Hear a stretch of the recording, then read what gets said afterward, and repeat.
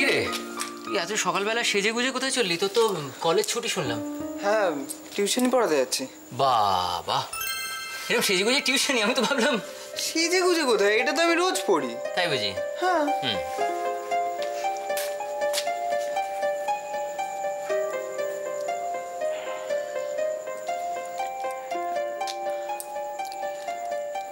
দাদা, একটা কথা বলার ছিল। বল না, বল। কি রে, বল। ওই আমি যে নতুন টিউশনিটা পড়াই না, ওই ক্লাস 9-এর মেয়েটা, তার আবার কি হলো? তার কিছু হয়নি।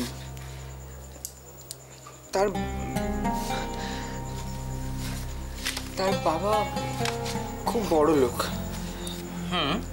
ভদ্রলোকের অনেক রকম ব্যবসা আছে আর কি। সুজন, তাতে আমার কি? না, তোর কিছু নয়। আমাকে না উনি টিউটর হিসেবে খুব পছন্দ করেন। তা করবে না? কার ভাই সেটা দেখতে হবে তো। উনি আমায় একটা জব অফার করেছেন। সে কি রে? উনি জানেন না তোর এখনো পড়াশোনা শেষ হয়নি? আসলে আমার পারিবারিক অবস্থাটা উনি জানেন।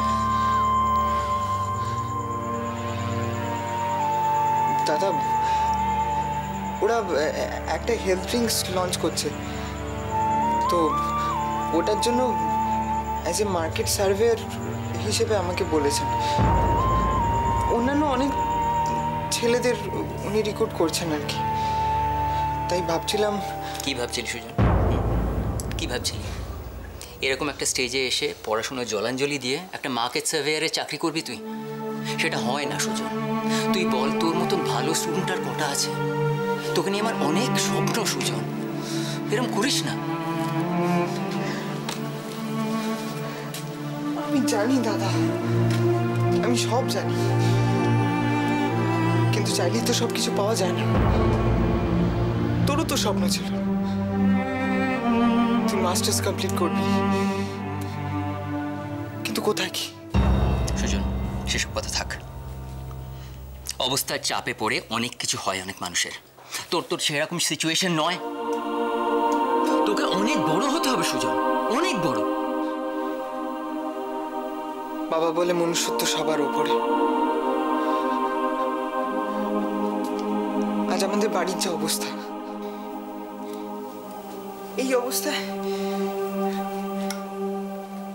অবস্থায় তোর পাশে দাঁড়ানো, বাবার পাশে দাঁড়ানো আমার কর্তব্য। প্লিজ দাদা, আপত্তি করিস না।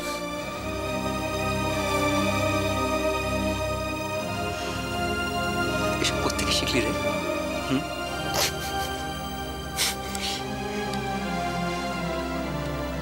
তোকে দেখেই শিখেছি। সত্যি কথা বলবো দাদা, তুই আমার আইডল। বুঝছি, সবই বুঝছি। তার মানে এবার আমায় মা আর জেঠিকে ম্যানেজ করতে হবে, এই তো? দেখি, কথা বলে দেখি কি হয়। না, কথা বলে দেখলে হবে না, রাজি করাতে হবে। আচ্ছা বাবা, কথাটা তো আগে বলি। ঠিক আছে। আয়।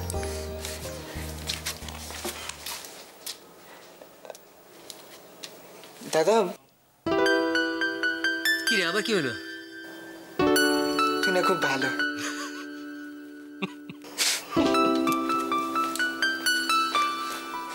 পাগল ছেলে।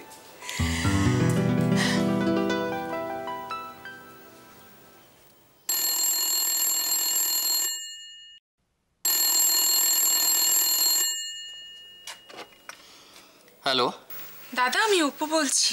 হ্যাঁ রে অপু, বল, কেমন আছিস? সব ঠিকঠাক তো? হ্যাঁ হ্যাঁ, ভালোই, সব ঠিকঠাক চলে যাচ্ছে। তো শুনি একটু দেখা করার দরকার ছিল, আসবি? হ্যাঁ আসবো। কোথায় বল? কোথায় আবার, গঙ্গার ঘাটে। আসবি একটু? গঙ্গার ঘাটে কেন? হঠাৎ ওখানে কেন? দরকার আছে, প্লিজ আসিস, আমি কিন্তু পৌঁছে যাব। আচ্ছা বেশ বেশ, যাবো, নিশ্চয়ই যাবো। তাহলে এবার রাখি। Okay bye.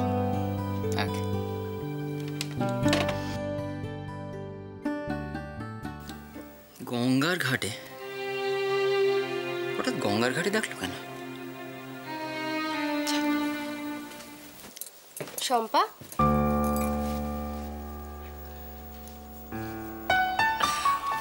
এনা খুলে দেখো।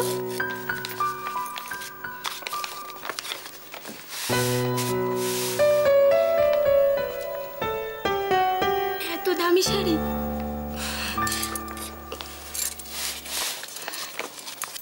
এটা রাখো।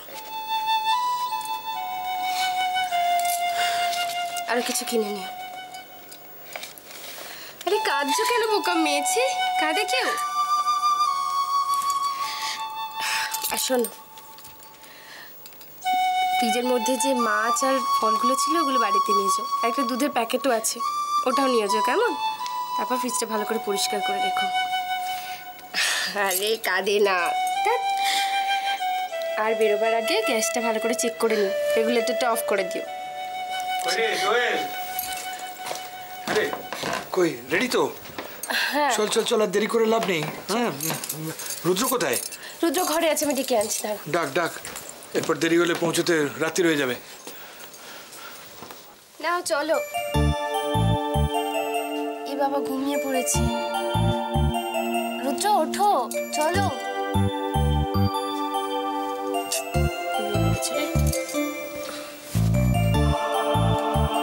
ওঠো, বাবা ডাকছে তো। আরে কি ঘুম রে বাবা, কখন আবার ঘুমিয়ে পড়লো কে জান। আরে ওঠো না, চলো।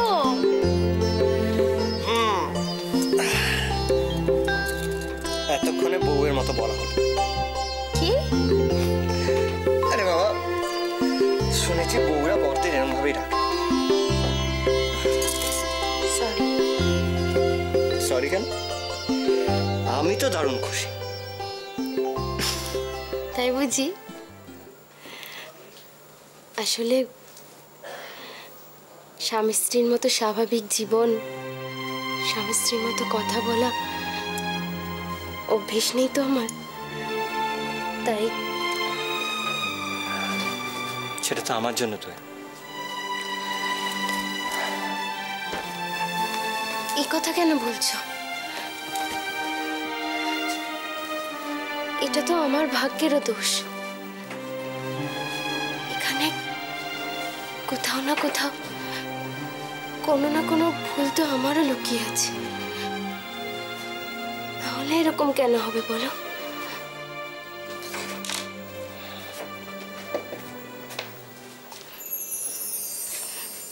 আমি আর তোমার কোনো খবর রাখবো না তো। আরেকটা কথা তো, সন্তান তো আমার কাছে বাড়তি পাও না। নাহলে আমি যে অন্যায় করেছি, আমি তো ভাবতেই পারিনি যে ভগবান আমার উপর কখনো সদয় হবে। সত্যি তুমি খুশি হয়েছ? বাবা হওয়ার আনন্দই আলাদা। তবে কি জানো তো, কেউ জানুক আর না জানুক, তুমি তো জানো যে সন্তানের কথা না জেনেও আমি কতটা তোমায় পেতে চেয়েছিলাম। চেয়েছিলে, কিন্তু তোমার আর আমার মধ্যে তখনও তো অন্য একজন ছিল না। জানি তো, একটু সময় লেগেছে ঠিকই, কিন্তু আমি পেরেছি তো। তাই তো আমি তোমার কাছে ফিরে এসেছি। কই রে, তোদের হলো? তাড়াতাড়ি এসো।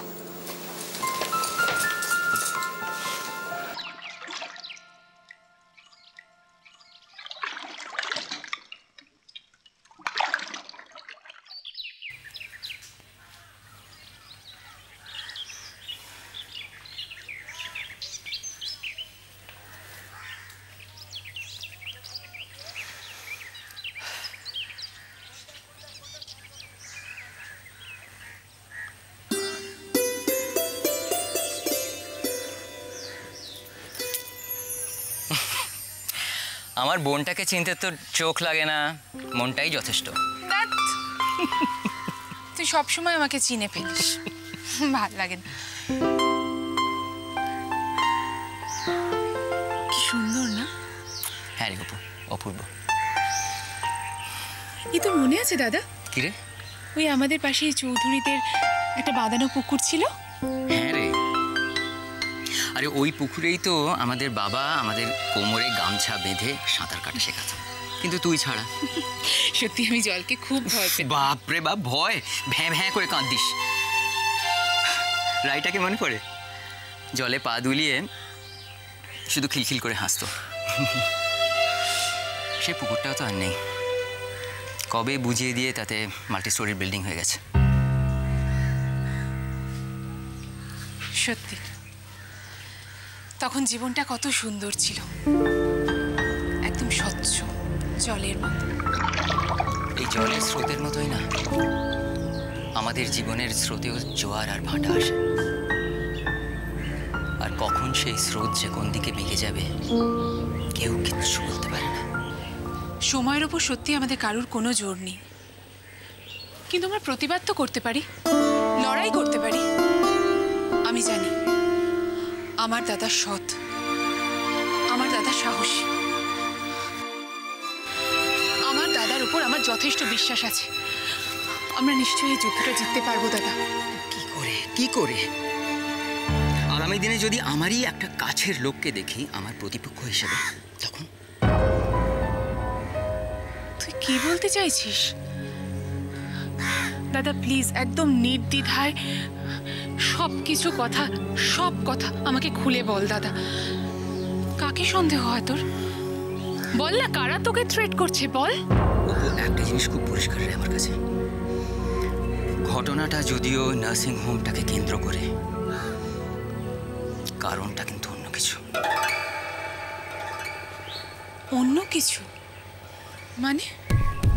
তুই ভেবে দেখ, দিবাকর দেবরায়ের মতন মানুষকে কেউ হ্যারাস করার চেষ্টা করছে কেন? কার তাতে লাভ, কার সুবিধে? একটা মানুষের ভাবমূর্তি যখন নষ্ট হয়ে যায় তখন কোথায় গিয়ে আঘাত লাগে বলতো? পরিবারে, সমাজে। হ্যাঁ, কিন্তু সেটা তো আম জনতার ব্যাপার। দিবাকর দেবরায়ের মতন রাজনীতি। রাইট। কারা করছে এসব? কারা তোকে ঝামেলায় ফেলতে চাইছে?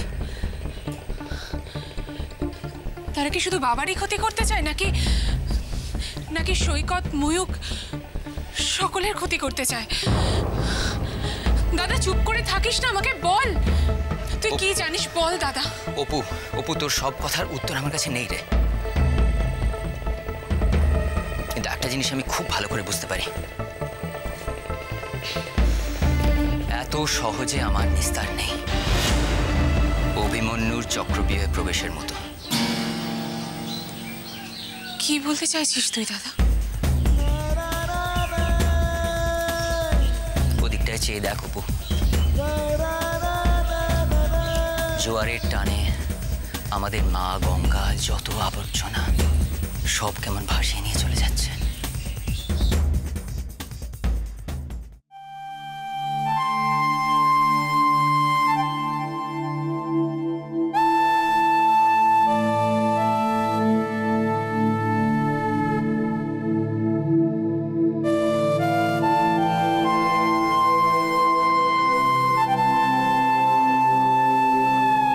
কি জানি কেন মনটা খুব অশান্ত লাগছে।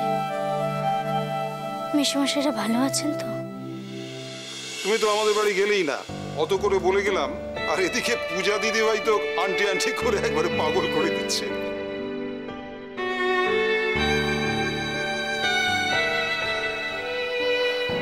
অনেকদিন পূজার সাথেও দেখা হয়নি, একবার যে যাব সে উপায়ও নেই। ক্রিমিনাল লয়ার হিসেবে অনেক কেস জিতেছে, কিন্তু রাই ওই পূজার মা মানে আমার বৌমা মারা যাবার পর থেকেই ওর জীবনটাই কেমন পাল্টে গেল।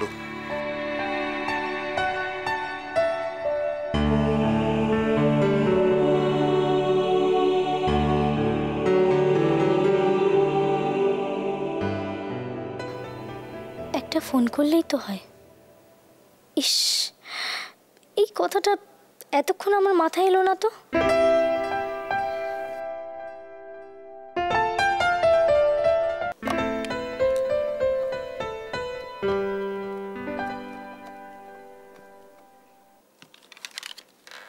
হ্যালো, কে মেসোমশাই?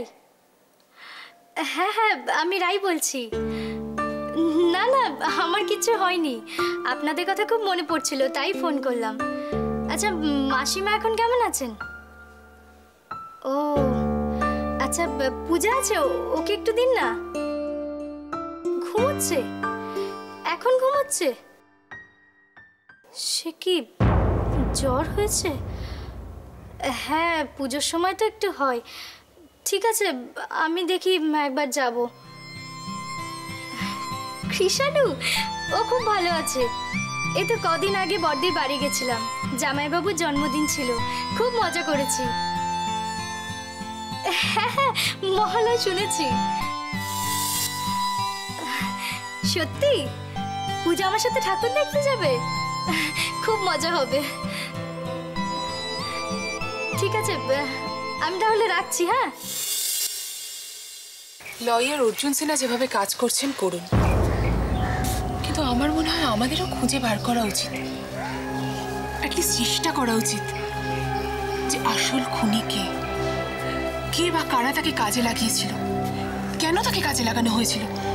তাহলে দেখবি দাদা, আমাদের প্রশ্নের উত্তর খোঁজাটা খুব সহজ হয়ে গেছে। অপু, এটা এত সোজা নয় রে।